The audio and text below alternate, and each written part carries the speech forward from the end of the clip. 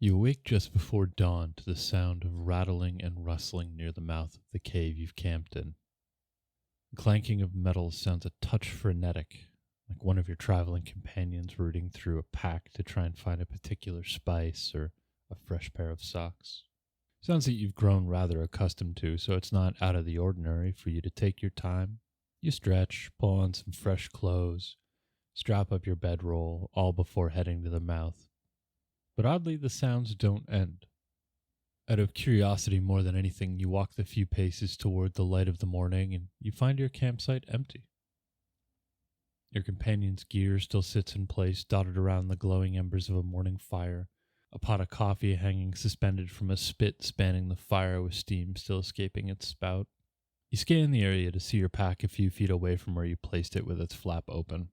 With a yawn and a stretch, you take a few steps towards it, thinking the wind must have blown it away, or perhaps some animal in the dawn searching for a snack or two dragged it from the fire.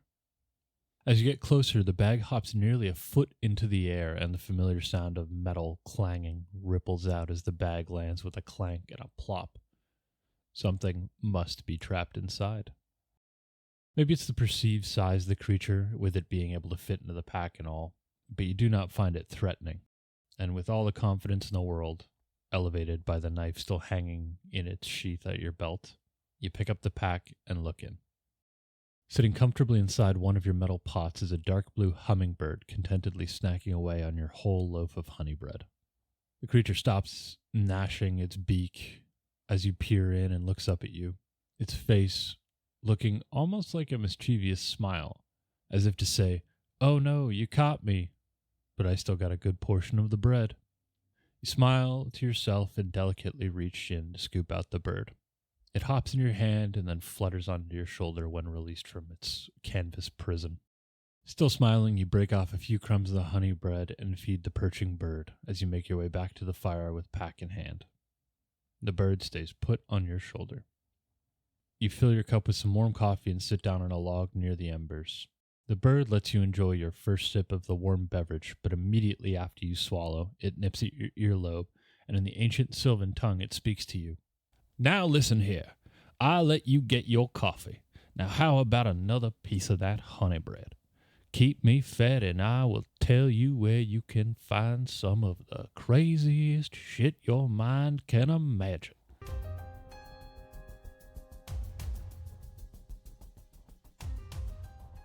Hey there, creatures, and welcome to Encounter This, a podcast exploration of the creatures from Pathfinder 2nd Edition and the lore that surrounds them.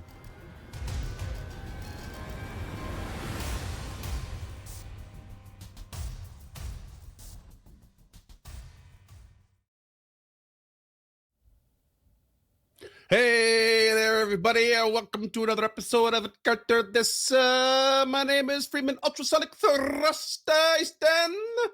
I don't know why I did this voice. You're peeking in my earbuds. It's crazy. I've never had my headphones peak before. Today, my good friend James Green-Crowned Kid, I almost said my own last name, is going to be taking us through a creature known as the Harmona. If you want to follow along, you can join us in Bestiary 3, page 132. I think I've seen this creature. I think I remember the name. I think it's a bird. That's all I got. That's all I got. You would be correct. All right. This is going to be another kind of a short one just because we've got a couple big ones coming down the pipe. And I honestly love this creature. I think it's so fascinating. Even its mechanics, I think, are just absolutely choice. Like maybe the best I've covered in 2E. Okay. That's cool. That's a good start. That's a hell of a promise to start with. Let's see if I can pick it apart. I think you'll enjoy it. Yeah. Okay. All right. Let's get into it. So, the Harmona is in fact a bird. It is this bird. Yes. Okay. I actually had a more colorful bird in my head, but I recognize this artwork. Yeah, and this artwork. Despite that, I am for the first time realizing that's not a rock. but it is in fact a helmet. Yeah. And I did not notice that's that not, before. yeah. And that bird is decidedly not a hummingbird. Yeah, so. No, it's very much no. It looks very corvid. Yeah, it does, doesn't it? So in Pathfinder, it is a blue bird listed as brightly colored, but we can see from the artwork that that's not the case. Mm-hmm. It is supposed to be a hummingbird or look like a hummingbird, but again, we can see from the artwork that's not the case. Yeah. I did look at corvids, but to me, this looked more like a stellar jay. Yeah, I was gonna say it gets me blue jay vibes as well in a way, not just from the color, but the shape of his beak. Oh, there you go. Yeah. What do you got? Oh, did that do something? Yeah, you just showed some artwork there. Here you go. Oh, here we go. Okay. That was I was in studio mode. That wasn't supposed to change, but okay. Anyway, this is a stellar jay. So this is the official bird of Vancouver. So this is why I immediately thought of this. Oh, is it? Okay. Yeah. It was official bird of BC. I think the official bird of Vancouver is the peregrine falcon. I don't remember, but it's a local bird. They're all over the place, and I think that looks a lot more like this guy. So. Yeah, no, I couldn't agree more. Definitely a stellar jay kind of vibe there. You are right. It is the official bird of BC. Okay, cool.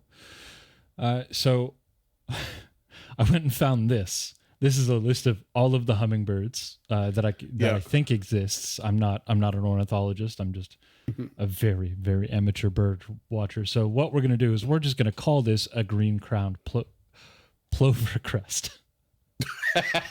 Which is plover crest. Yeah. This bird. Okay. This is the closest I could find. It's got the frill, it's got the dark colors, but it also shimmers pretty brightly as its wings extend. I didn't bring in any of those pictures because I figured this would be enough. Yeah.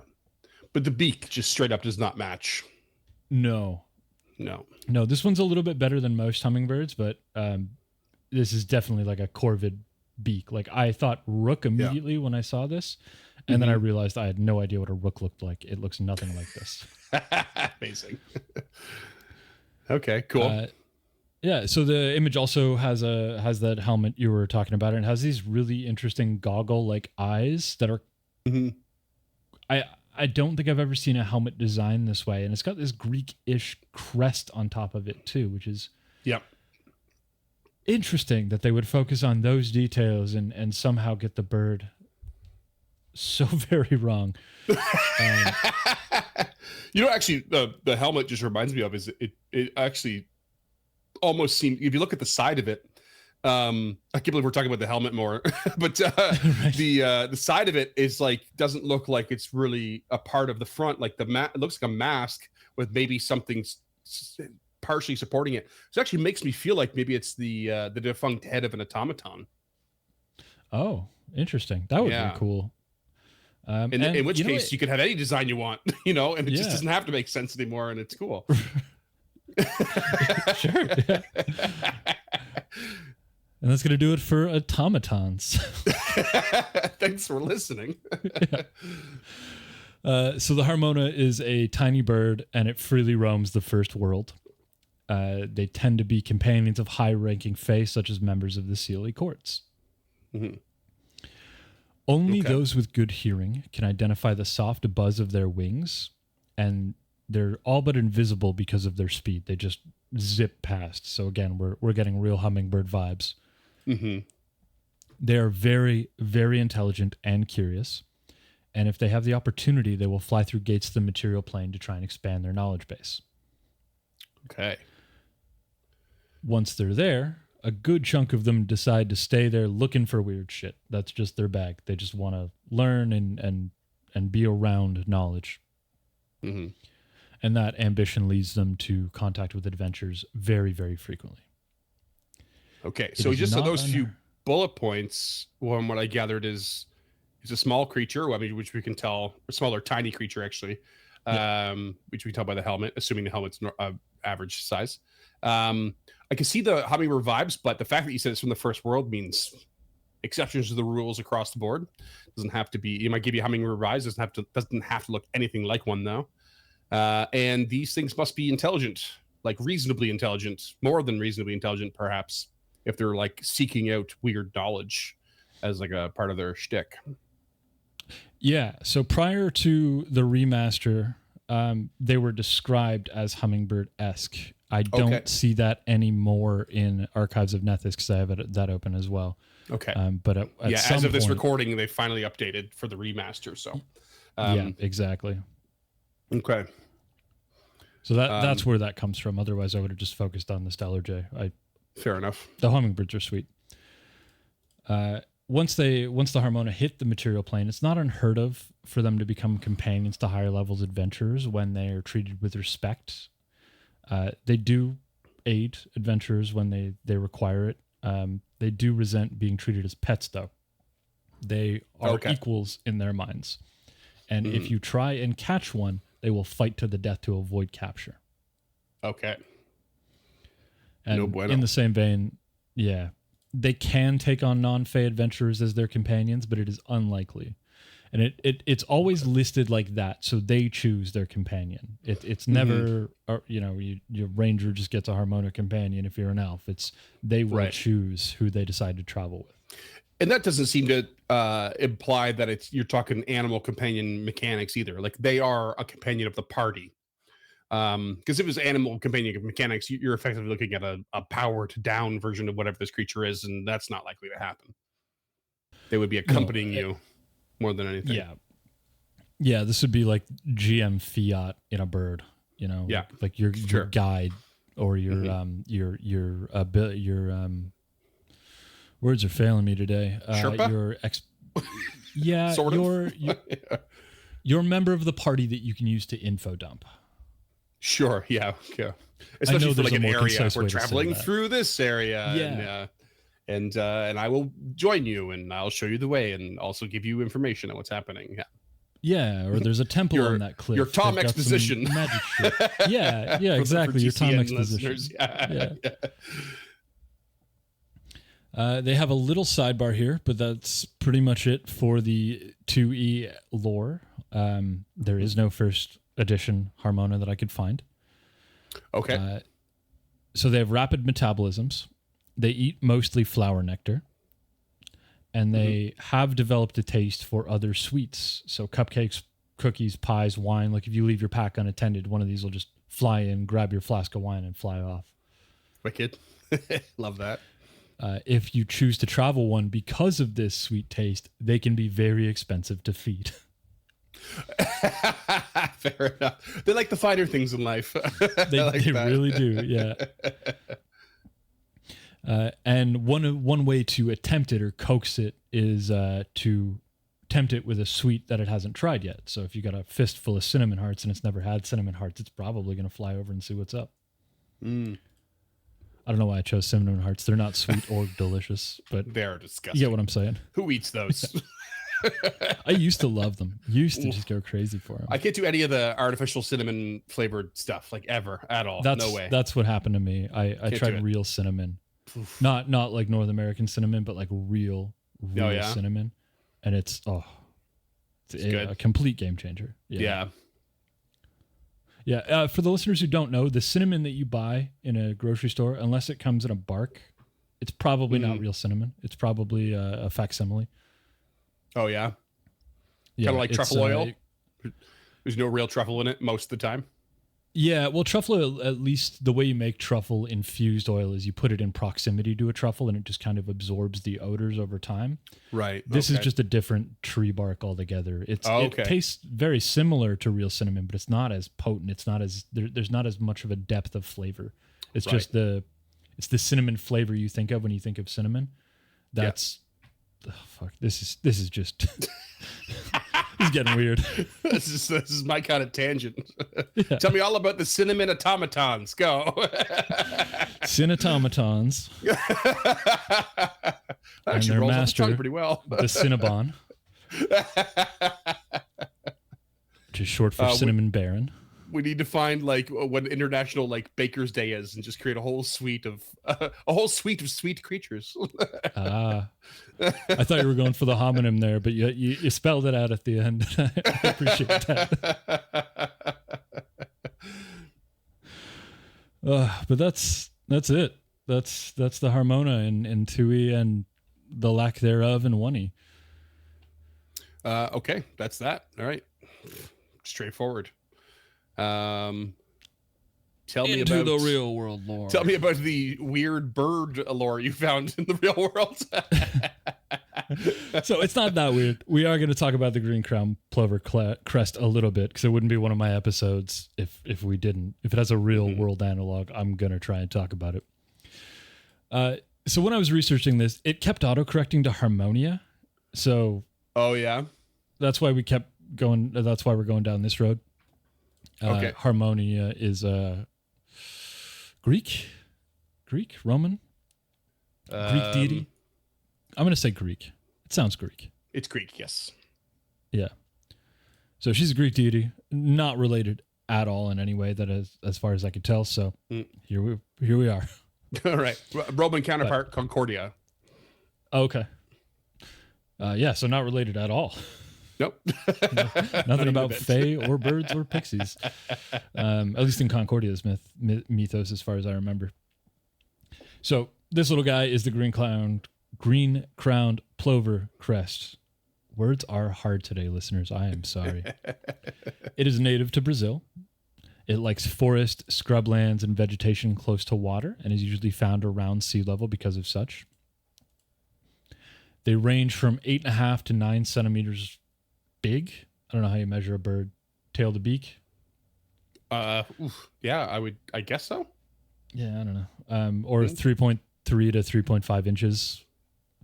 They weigh about 3.4 grams on the heavy end, or 0.12 ounces. So tiny. They're tiny and light. They've got these short, straight black bills that are it's a hummingbird. It's designed for piercing. It's not, and they're shaggy. Most of them. They've got some fluff, and they've got that frill on the top of their head, and they've got these iridescent green crests, which is that frill and the combination of the back piece between the wings. Mm-hmm. They're not really an interesting bird. Right. Pretty simple. Pretty straightforward. Yeah. Pretty. Very pretty. I love birds. I'm a bird guy. Yeah. That's cool. Yeah. So the comparison between that and the Harmonas, they're definitely birds. really padding this episode. Yeah, I'm trying. Definitely of the avian variety. Yeah. And this is where my notes say it looks like a corvid or a jay or even a starling. But again, we went with the let's just get into mechanics. That's what y'all are here for anyway. All right, yeah, sure, why not?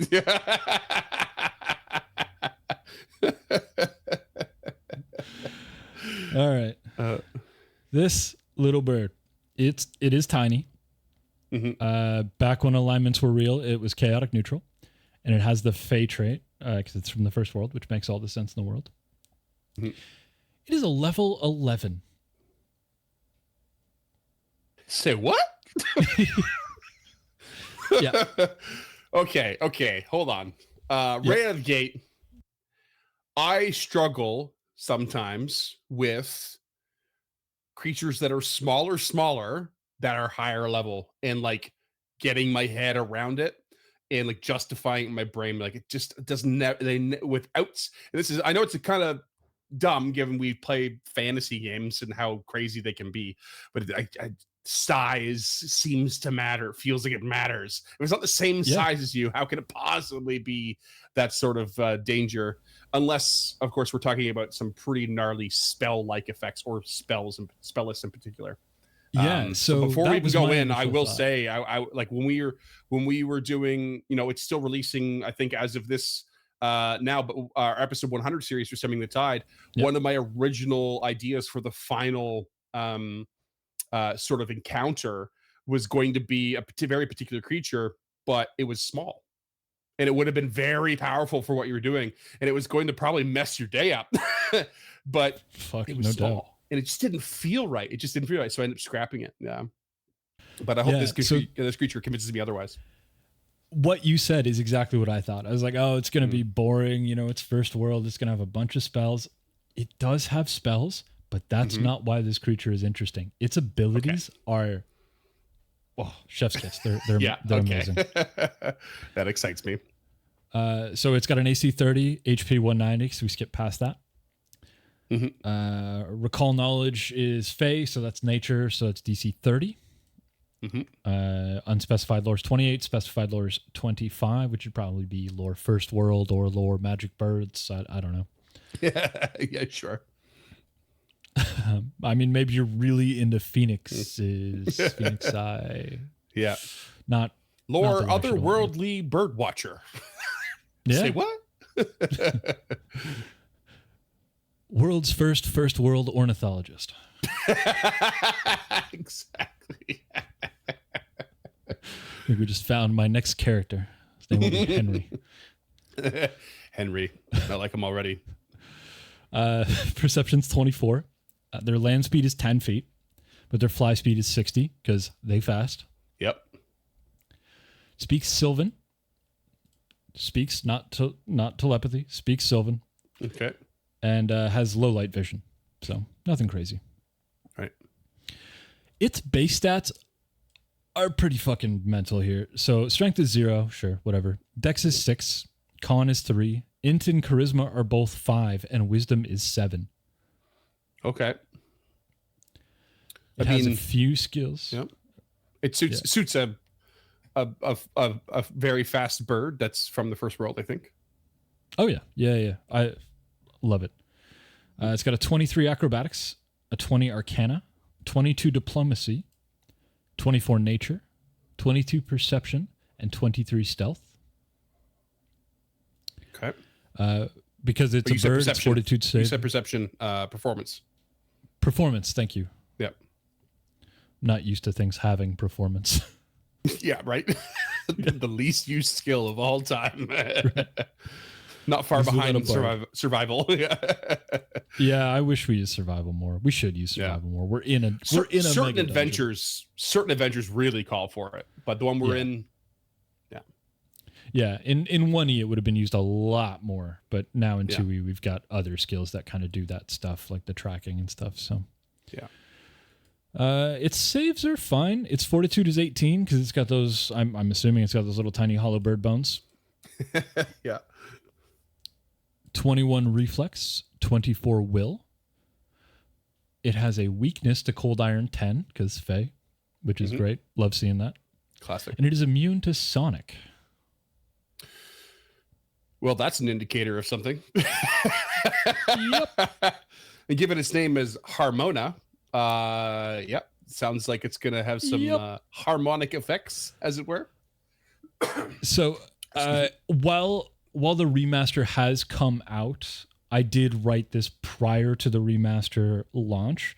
So some of this stuff may be not quite accurate with the remaster. So if you see anything that I don't see as we're going through this, please jump in and correct me. We also still don't have Monster Core as of this recording, when we don't know if this creature would even be featured in it. So yeah, I'll try to keep my eye out on exactly that sort of thing. We'll see what happens. Appreciate that. It's got 1 melee, and it's a beak attack. It is a plus 23, 18, and 13 to hit. 2d6 plus 6 piercing, and 2d6 sonic. This is a finesse and magical attack. Okay, so it's getting sonic right in there with a beak attack. Yep. It's chirping at you. It's chirping at you when it's pecking your eyes. Well, the next one is the chirp. Okay. So it does have a ranged attack. It's called Sonic Pulse. It's 1 action. Also the same to hit bonus, 60 feet. 2d12 plus 6 sonic, and plus push 5 feet. Okay. Push. That's a new one for us. Is it? Okay. It just moves the creature. No save. Gotcha. Okay. So I just, because you linked it, I'm glad you did. It's that new to has Rage changed. of Elements. Okay. Push as an option is new to Rage of Elements. Last action was a successful strike. That lists push in its damage story. The monster attempts to shove the creature.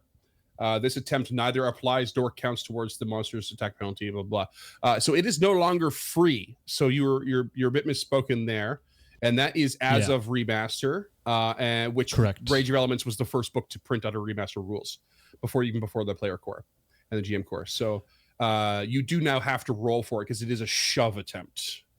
Yeah. Used to be free. No, wasn't free as an action before, but it was it was a free like as far as rolls go. But now it's no longer. It's free 5 feet. Yeah. So now it's just push. It's not push 5 feet because you've got to do the action, and if you crit, I think it's 10 feet. Exactly. Yeah, and it will cost you, despite what you have written here, it will cost you a second action. Yes. Yeah. I just only won't cost you action. Yeah, because the Sonic Pulse itself is one action and it's not guaranteed to hit. But yes, I thank you for that. We should figure out a way to put that in the notes somehow. Yeah, actually, it's a curious thing too, because pushing from a 60-foot range, I'm actually not sure how that applies. Wind speed. It's yeah, I guess so. Yeah, interesting. We're gonna see a lot of that. Mm-hmm. Yeah, it's something to get your head around. But anyway, we won't dwell on it. Yeah. Yeah. So that's called Sonic Pulse. So I think the idea is that it chirps at you so loud the sonic waves push you back. Right. It actually does. The push entry here does specify if it lists a distance, which you have here 5 feet, change the distance to the creature is pushed on its success to that distance. So you're actually not going by the shove rules. You're going by the distance listed here specifically. And again, shove rules, it is 5 feet, but it is an important differentiation. Yeah. So in the Harmona entry now doesn't include that push 5 feet. It just says plus. Does push. It not? Okay. Yeah. So. Gotcha. Because it's redundant. Yeah. Yeah. Yeah. Exactly. If it was more, it would make more sense. We have. Let's just do the spellcasting because it's boring. Okay, let's do it. They're a primal spellcaster. They're an innate spellcaster, and they can cast Detect Magic at 4th level. Done. Spell's done. Okay. Like, why? That's an actual why. I guess, do all first world creatures just are able to detect magic or something? Something to do with how curious they are about knowledge? I don't know. So that would be my thought process. So if I remember correctly, there is an elven feat called something like First World Magic or First World Attenuation or something like that, where you just gain a primal cantrip because of your connection to the first world. I'm assuming that's kind of where this falls in, and because they're always looking for knowledge and information, and in the parlance of these games that we play, specifically the fantasy ones, the more knowledge and more powerful something is, the more magical it's going to be. It's very rarely a mundane scroll. You're not going to find the Art of War in Pathfinder 2 and it not be magical, or the Necronomicon or something like that, like something ancient and with all this information, because that information is magic. Like the conceit that we make in these games is, knowledge is power. And yeah, that's best exemplified by the wizard class, because they literally just read magic at you. Yeah, exactly. Yeah. That's fair enough. And I guess it's important to note that it is specifically at 4th level. So, that is the most powerful version of Detect Magic, essentially. Allowing you to pinpoint the highest ranking source of magic, so on and so forth. So I guess it does stand to reason that it's a part of its, search for knowledge. Yeah, at the very least, it's thematic, and we can blow through it, which is great. Because as a GM, you don't even have to worry about it. Yeah. But there are a few things as a GM you should worry about. So it has a couple of other actions. The first one is called Concussive Blow. This is 2 actions. You make a beak strike, and on a hit, the target makes a Fortitude save. Then after the strike, the Harmona can just fly half of their speed. So that's 30 feet. Beautiful. This is Evocation, Primal, and Sonic. So probably just Primal and Sonic now. Mm-hmm. It is a melee attack because we're talking about a beak attack. That Fortitude save is DC 30. On a failure, you're stunned 1. On a critical failure, you're stunned 2. Okay. So I was gonna say, because you can't, as far as I know, you can't step while flying. So that makes an effective equivalent to a stride action. So that would provoke an attack of opportunity. However, it says you can fly, you don't have to. And if you happen to stun a target, and it's only the one in melee, you can fly away just fine. Yep. At least I'm pretty sure, because I think stunned is going to take away your reactions. I'm almost positive. Yeah. I'll double check it, but yeah, that's already kind of fun. Yeah, it overrides slowed, so you must lose your reactions. I think actually I'm not 100% sure, because the one that's always confused in the mix is paralyzed. It's paralyzed. Feels like stunned, but it's not, and it doesn't. Yeah, it makes you off guard, and you can't really act at all other than to take recall knowledges. So it's implied that you don't get any reactions. But stun does not specify anything about reactions.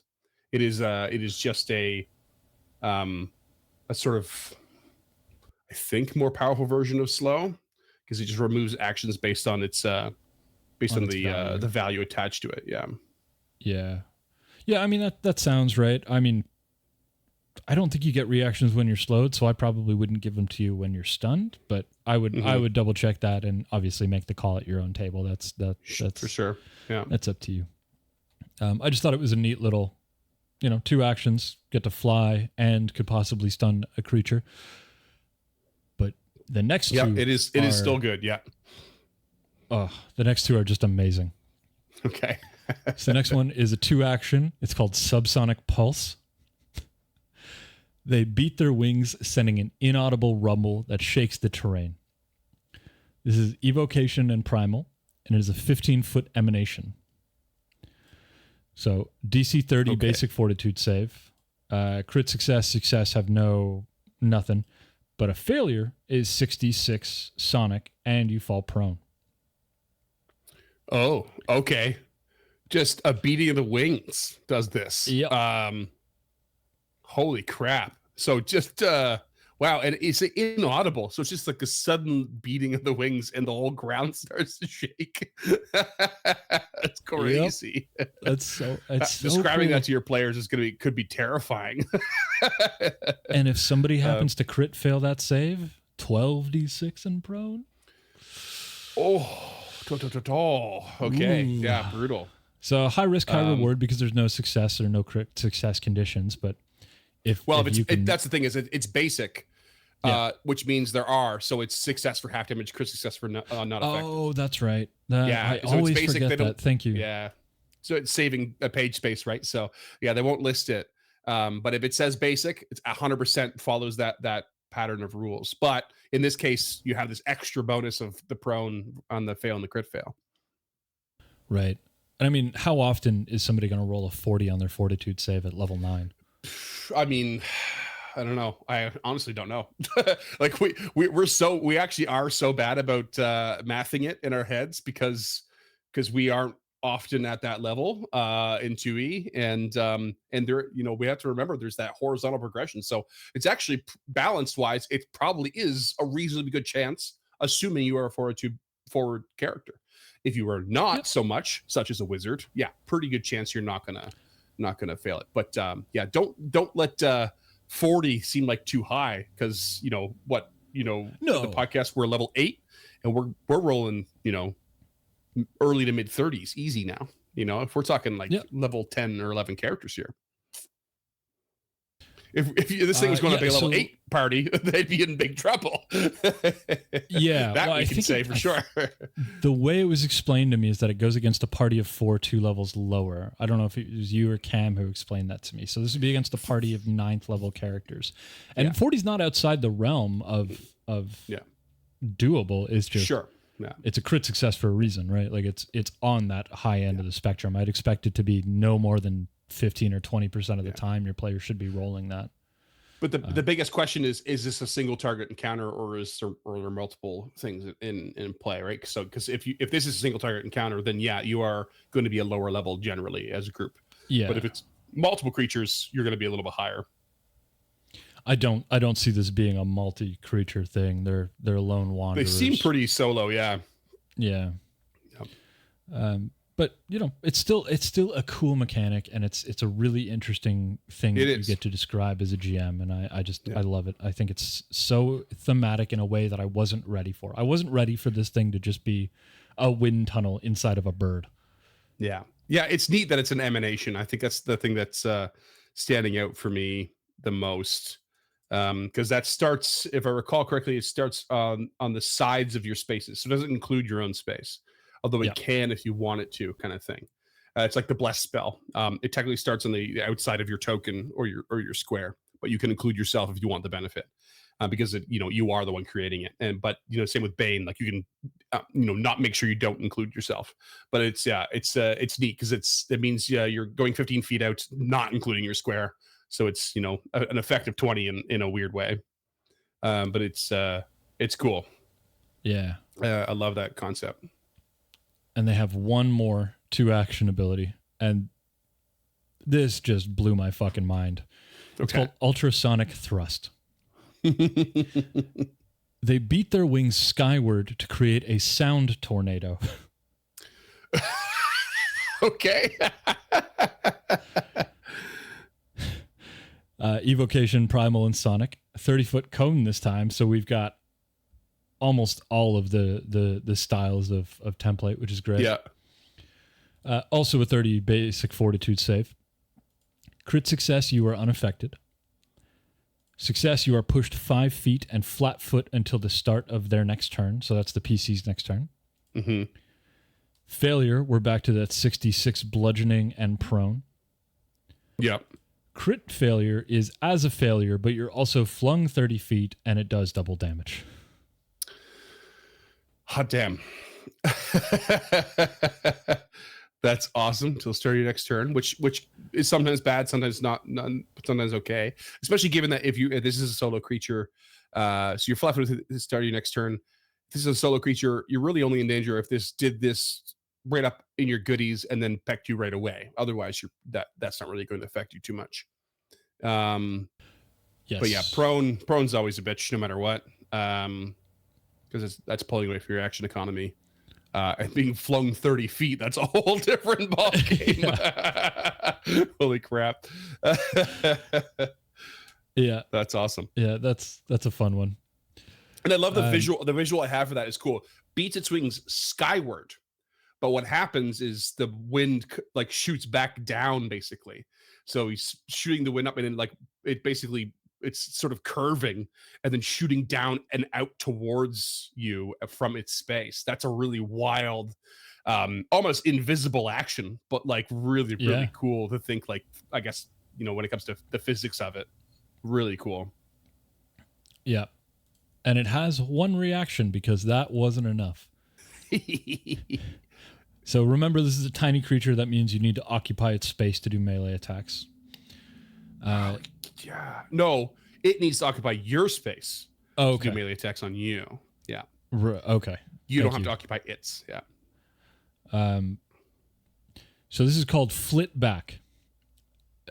When a creature enters the Harmona space or an adjacent one, the Harmona just flies 10 feet away from the triggering creature. Again, fly though, so that could trigger reactor strike. But still really good. Really good. That's awesome. This is one of the few creatures that is clearly built thematically for defense. Like it's not trying to kill you. It's just trying to keep you the fuck away from it. You pissed it off, or you tried to catch it in a cage or some shit, and it's just mad at you. Like it doesn't want to end you. It just wants to get away. And all of these things are thematically appropriate for that.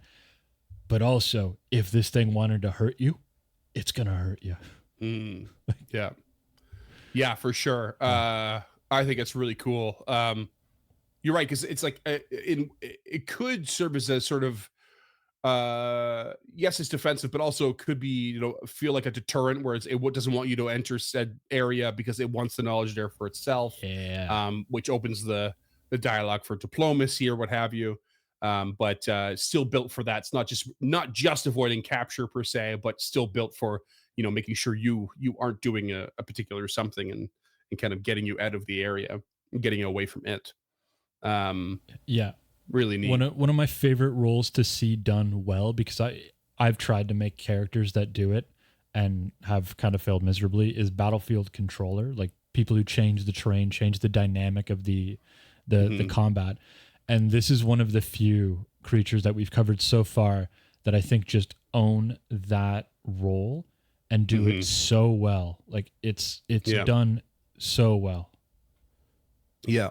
It actually makes me think of recently I was talking to you and the rest of the crew about how I was re-listening back to our early Stemming the Tide episodes. And one of the things that really stood out was we're early days playing the system and not understanding it per se. And like there was a moment when we said, well, I'm just not going to spend my third action. And I was, well, you can try. I think I suggested Frightened. You have nothing to lose, but it was at the end of your turn, which we didn't realize is like, that's what you want to do at the start of your turn. That's what makes most sense. Make sure your initiative order is in the right spot. But the thing that really stood out was like, not just that, Frightened is, better at the start of your turn. It was more that just stepping away from the creature as a final action is actually incredibly valuable, because now you force them, especially if they're a melee creature, they have to spend an action now to get to you, and sure, they still have their top end of the multiple attack penalty, but that just means if they have 2 action abilities, they're less likely. If they have 3 action abilities, they straight up can't use them. And sometimes they actually want to push you or trip you first, but now they're limited in how they can approach it. Stepping away as your final action is actually a primo tactic, especially for a melee. Yeah. And that's kind of built into this creature. It's either pushing you away or it's flitting back away from you, which is awesome. Again, it's not a step, so it's not nearly as tactical, but it's still a really good thing. Even if you take that reactor strike, hit or miss, you still now have to spend an action getting closer. Plain and simple. One of the things I didn't realize until I was playing Guild is how valuable that action economy is, especially that first, if you have to step up to get into combat, like when you would move at the end of combat and Gilda had to move to get in range was some of the most frustrating combats I've ever done. It really is. When it's used against you, around. God damn it. Yeah. But it's one really of the things clever. that what we often forget is that Pathfinder 2nd Edition is built around the idea of only really taking 1 strike per round per character. Like attacking once. We try to attack as many times as we can or get as much damage as we can, which is fine. But if you're a fighter, you will do the most damage per round on average than any other class, single target. But it is assumed that you really will only attempt 1 strike. If you attempt a second one and manage to land it, amazing. And those rare times you get that 3rd strike in and manage a natural 20, it's a really epic moment. But don't forget that you really don't have to be in there swinging all the time.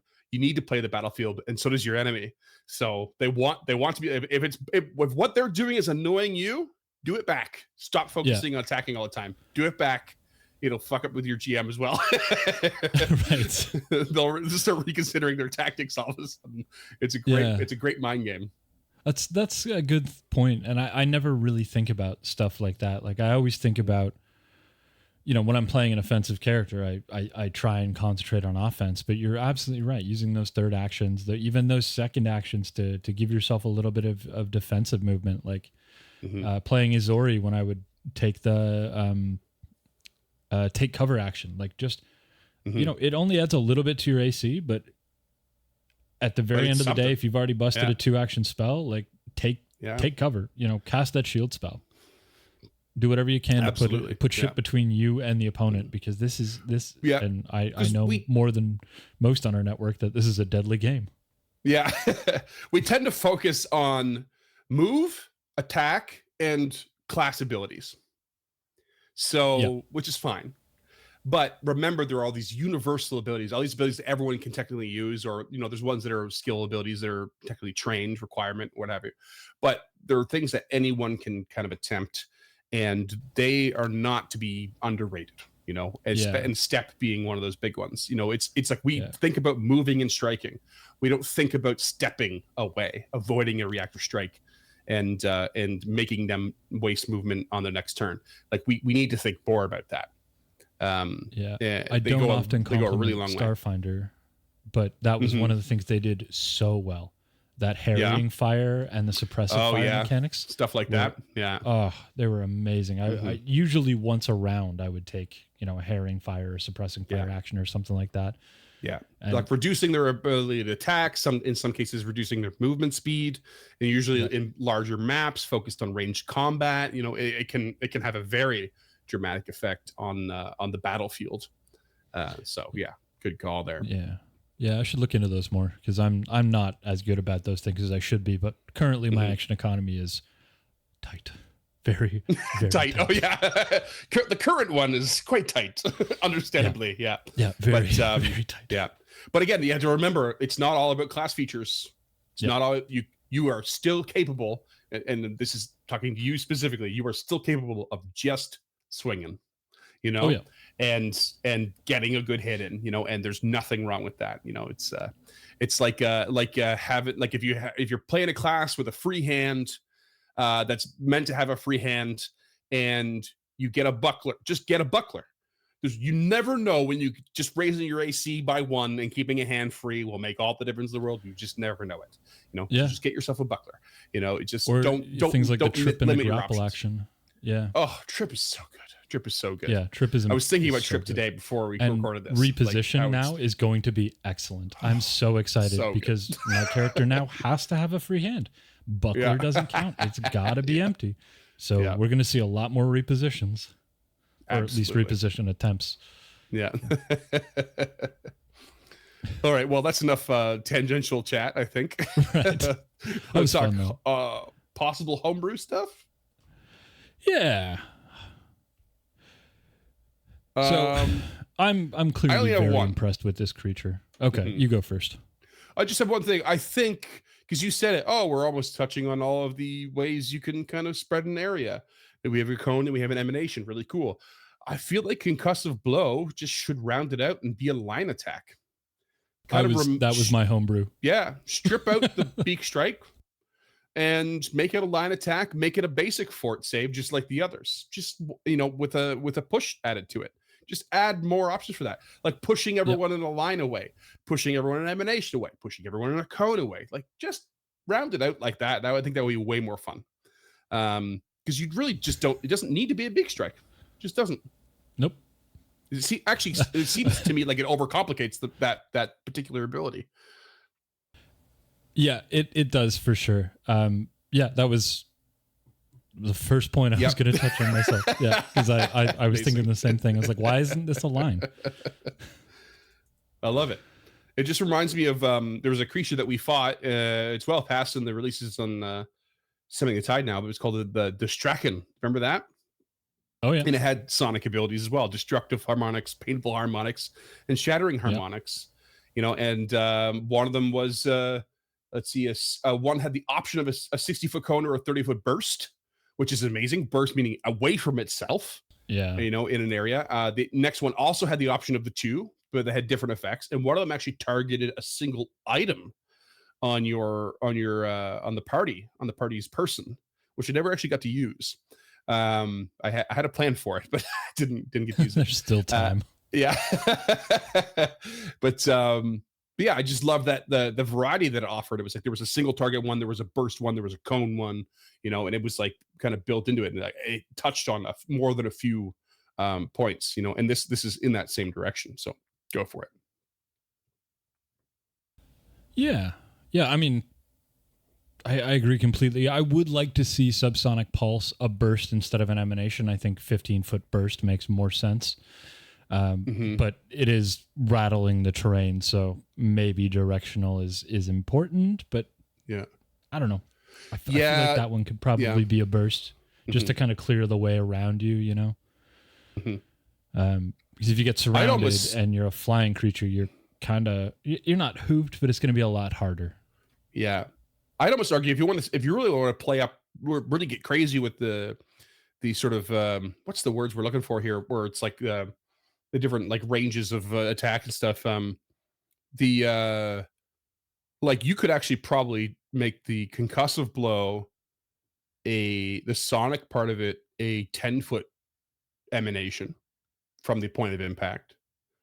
And the ultrasonic thrust itself, I feel like could actually be the cone or a line. You could hone it in, make it wider or hone it in, and like make the line longer where the cone is shorter. That's usually how you do it, right? It's like 60-foot line for versus that too, isn't 30-foot cone. Absolutely, it must be. Yeah. So I think that would be cool. I think subsonic pulse, you're not wrong, but I think emanation makes the most sense because it is shaking the ground, specifically that flavor text. It's hard to just shake the ground over there, you're kind of doing it near you. So I would keep like that one burst the same. Target self is how I would. Well, that's just emanation. That's what emanation is, right? That's the idea. Burst is on the corner of a square, where emanation is on the edge of the square. You're effectively doing the same thing. I thought emanation was directional. No. Actually, maybe I could recant and say concussive blow could be burst, but on the this would be overcomplicated. But on the corner between yourself and your target kind of thing, and then burst out from there on like a 10-foot area and just catch the other people around it. But I don't think there's any creature ability in the game that actually does that specifically. So maybe don't do it, but we'll give it a shot. Kind of like write it and tell us how just, it is something you can get your head around to a degree. So, but yeah, I would. I think the one I would, if I had to really change one, it would be the concussive blow. Let it have a smaller emanation on impact, and then add a line to the ultrasonic thrust. I don't see why not. I think it would be fun. Yeah, it just gives you options, and it doesn't like change anything so much. Not really. I mean, the fortitude save's still there. The difference between a cone and a line isn't really anything. At the end of the day, you're probably going to hit less with a line. Yeah. But if it really lines up perfectly, pun intended, oh boy, it could be real bad, especially flung 30 feet, Yeah, just the force of you hitting somebody else. What I actually love about the cone and the line, both, is that when there are people that are sort of lined up in front or behind each other, is that, say, the one in the farthest back, saves nicely, but the one in the front closest to you fails, and you get impact, and suddenly someone's flung 30 feet into you. Now you're getting extra bludgeoning damage out of that by like just smashing your targets together. What is it, 1d6 per 10 feet or something like that? I mean, flung 30 feet, they don't do 1d6 actually. I would take it like a fall damage. So fall damage, they basically went like, if it's further than 10 feet, then you basically take half damage of the distance fallen. So, 15 that's much worse. Yeah. So, it's basically it's an automatic average is the idea. Yeah. So it's like at 20 feet, you take down damage. At 30 feet, you take 15 damage. So, if you actually get flung, I would use those rules for smashing into each other. If you get a proper flung, 30 feet into an ally or an object, take 15 damage. Like it's rough, but why not? Are you thinking the target or what it hits? Because I'm thinking what it hits. I mean, both. Because if you get flung into me, I'm going to take 15 damage, and I'm going to kind of cushion your fall a little. I'd say if it's 2 PCs, split the damage. If it's 10, okay, like 5 each. If you're hitting a wall, you're just going to take the full amount. Yeah. If you're hitting a hard surface, like an immovable object, you're taking that damage. But yeah, and you're definitely, at least the one being flung is being knocked prone. Yes, but the other one could you're at least both take being some damage. Knocked prone. I'm gonna a critical failure. If you get if something is strong enough to throw somebody 30 feet at you, you are not catching another person who's moving at terminal velocity and staying on your feet. I don't care what your strength is. I watched a video today of a fella just beelining it through a crosswalk on his bicycle and smashing into pedestrian, and that guy went flying. Yeah, people are fragile. So yeah, it could be an incredible lesson in positioning on the battlefield when you don't know what you're up against, and this creature just launches this cone or this line attack at you, and you get flung into each other. You take this baseline damage. Like some GMs might argue, hey, you're getting too crazy here. You're doing too much damage. But this, like we said, this creature is probably not there to kill you. It's there to, give you pause. So yeah. Kind of go a little overboard with it if you want, but you know, make sure you're not out to murder and kill.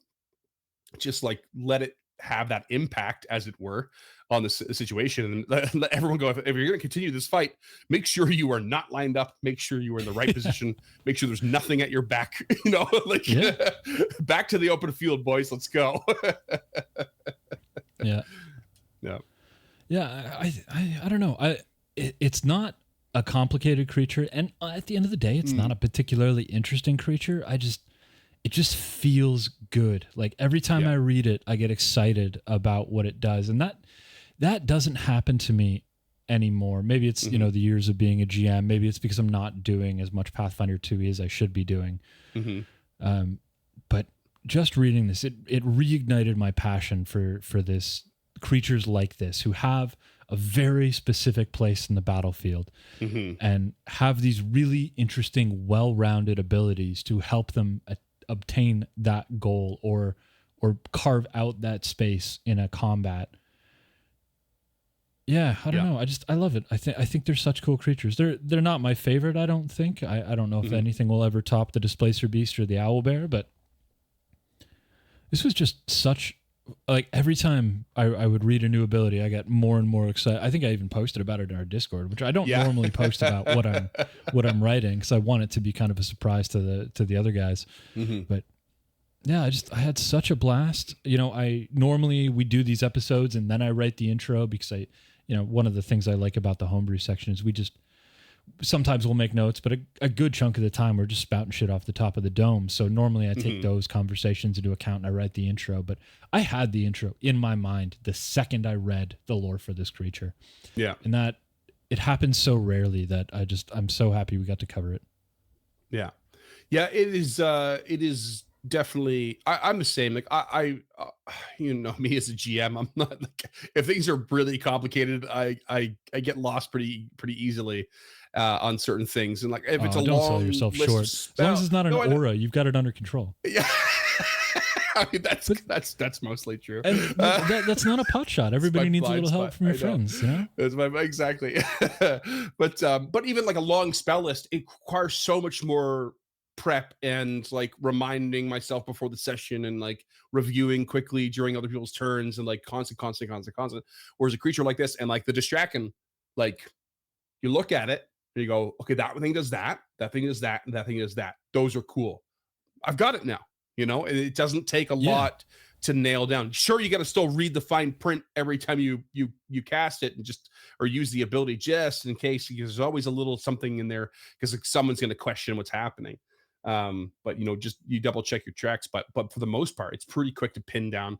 This is for this purpose, that's for that purpose, and that's for this purpose. Yeah. So when I'm here, I use that. When I'm there, I use that if I can. You know, and it's, you know, rather than a long list of spells. Of like, you know, that's a great way to put it.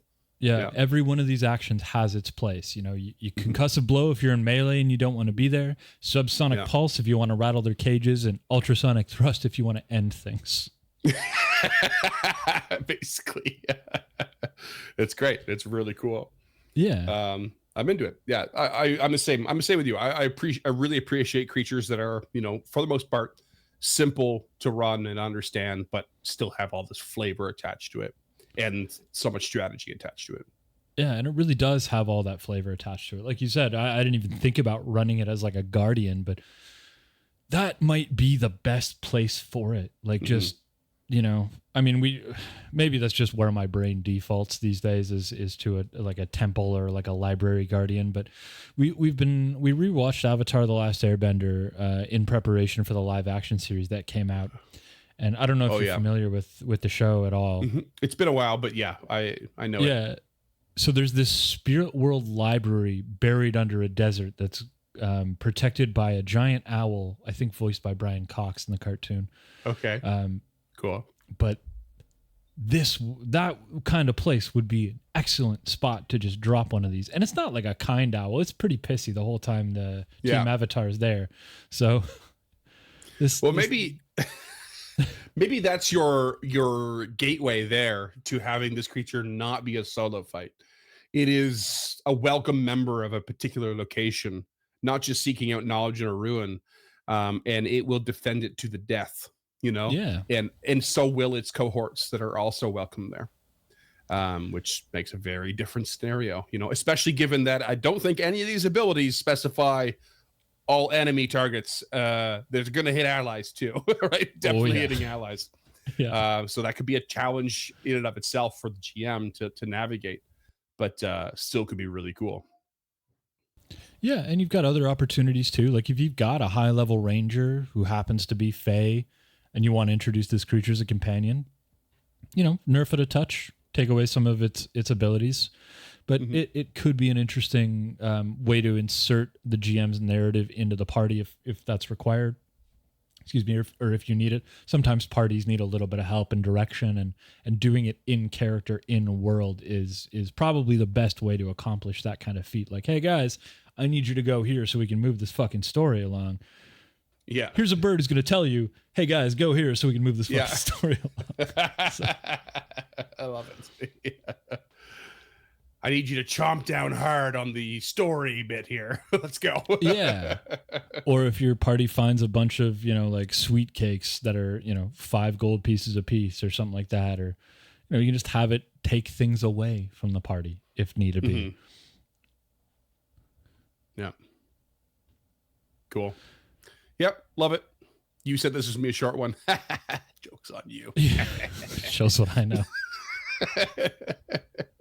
I'm also bad at judging time. But thank you so much, listeners, for enduring this one with us. We hope you enjoyed the Harmona episode 121. If you liked it, you can help us make these shows by becoming a donor over on patreon.com/unchartednorth. $5 a month will get you a handwritten thank you letter, a theme button, some stickers, just kind of whatever goodies we have. We have a bunch of specifically made for the patrons, but I also tend to stuff the letters with a bunch of other cool stuff if I can. $10 a month, you can suggest a creature. So maybe you want to see another Fey bird. None come to mind. They exist. So yeah. There was that colorful one that was in my head. It might be out there somewhere. Oh. I don't know what it is though. Ho-Oh, I think. Okay. Not Ho-Oh. Not Ho-Oh. Okay. I'm kind of surprised you got that. That's not a shallow cut. That was it was but yeah, that was probably somewhere at the end of my Pokemon days. Okay. So, that's fair. I'm not going to say they're the last good ones, but they were the best. Gold and silver, best games. Yeah. And you can at me. Just address it to Scott at Uncharted North. You have no idea what's going on. Yeah, all of our socials are at Uncharted Now. You can see them scrolling in the YouTube or catch them in the link in the description of the podcast. If you want to check out any of our reading list that we used to make this episode, which is just one book, it is The Sibley Guide to Birds. That's where we got this really neat hummingbird image. Okay, cool. So big thank you to them. Yeah, if you're an audio listener and you want to see what some of the shit looks like, you can either hop over to our Instagram or we're a video show somehow on YouTube called youtube.com/@encounterpod. You can find our backlog of episodes there, starting at about 100, I think was our first live episode. And then one day we'll upload the back catalog. Not today, but one day. It's on the hit list. On the hit list. Yeah. One day. If you could rate and review on your platform of choice. Every day it gets longer. This from audience, from where you're sitting, this looks like a lot of fun. It looks like two guys just dicking around talking bullshit. And that's what it is. But everything other than that is a lot of work. So much work. Yeah. Oh, shit. So if you want to show your appreciation for that work, you can rate and review on your podcast on your platform of choice. If you're on YouTube, you can hit that bell to be notified when new episodes come out. Sometimes that bell's kind of hit or miss. So, maybe just check back and watch an episode once a day to get those numbers up. Yeah. We appreciate it. Yeah, we really would. Put your name in the credits. Sure. And if you want to do something that requires no effort, no work whatsoever, just turn to the person next to you and just yell "encounter this" at them. See what happens. Maybe it strikes up a conversation. It's gonna strike up something. Just get a headbutt. Yeah, right. I sometimes I forget how aggressive our title is. But thank you so much for listening, and we'll be back in 2 weeks with, I actually don't know what, something else. Not a favor. Something else. Something cool. Something related to our episode 100 series. Oh, no shit. Indeed. That's episode 100 of Stemming the Tide or episode 100 of Encounter This? Stemming the Tide. All right. Sweet. So if you haven't caught up, you can check that stuff out. Stemming the Tide is an audio podcast, but it is also available on YouTube. YouTube.com/Uncharted. No, all 10 parts won't be out by the time this episode drops, but very soon after, I think early April, is when the last part of episode 10 comes out. And there's some cool behind the scenes shit coming your way if you're a Patreon subscriber as well. So keep your eyeballs and earballs open for those things when they conclude, because episode 100 was an absolute masterpiece by this guy. Never going to get these directions. I'm going to get a picture of you and just put it off to my side so I know which way to point. You need a picture of me on your wall behind you so you can just point to that. This guy. Perfect. Oh, God. All right, thanks, Creature. New Patreon tier. Poster of Freeman to cover my window. Let's get you a cardboard cutout. It's just one of the old Michael Jordan ones from Space Jam with your face paper mache over top. You know it. Okay, we're right, leaving thanks, now. everyone. Promise. Yeah. Okay. Until next time, creatures. Thanks, as always, for listening to Encounter This.